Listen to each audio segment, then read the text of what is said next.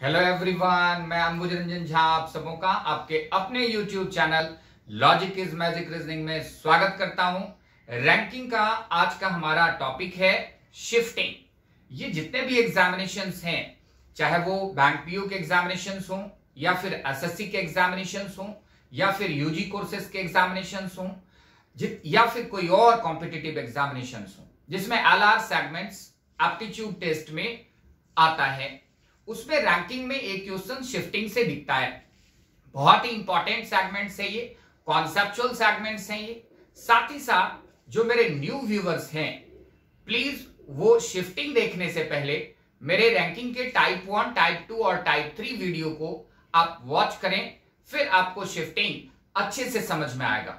चलते हैं कॉन्सेप्ट्स की ओर। कॉन्सेप्ट्स में मैंने यहां पे to equate the different end, जिसे हम लोग शिफ्टिंग बोलते हैं। To equate the different end का मतलब होता है दो अलग अलग एंड को, दो अलग अलग छोर को एक जैसा बनाना। अब इसमें दो फॉर्मूला हमको ध्यान में रखना है और साथ ही साथ कॉन्सेप्ट ध्यान में रखने हैं। क्या है concept?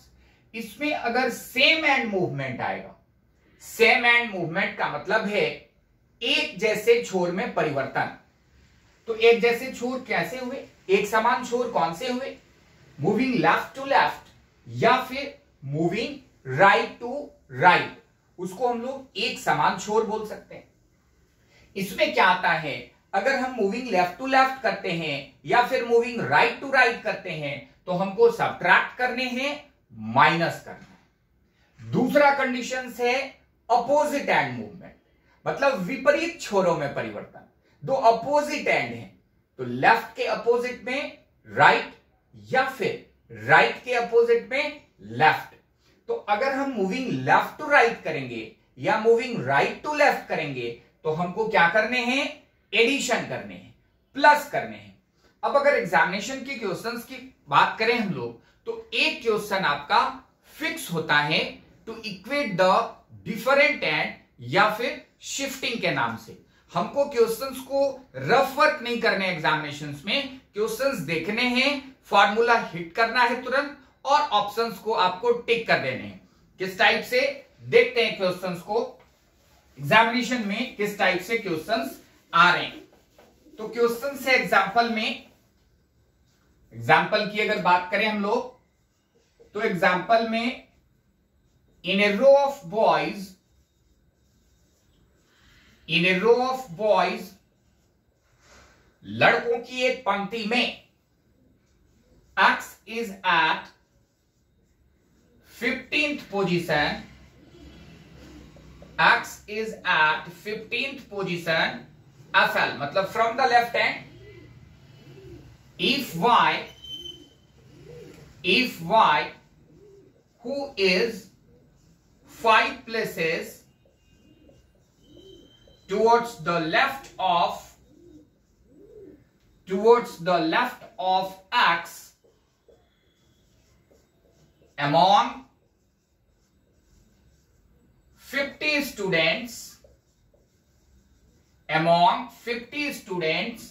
then what's the position of Y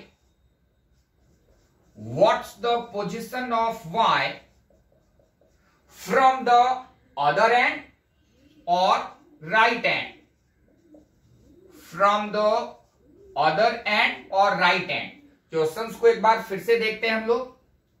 in a row of boys, लड़कों की एक पंक्ति में X is at 15th position from the left hand. X का पोजीशन कितना है? 15वां है। कौन से सिरे से? बाएं सिरे से। If Y who is 5 places towards the left of X, Y का पोजीशन क्या है? 5 places towards the left of X. Y 5 स्थान X के बाईं ओर है।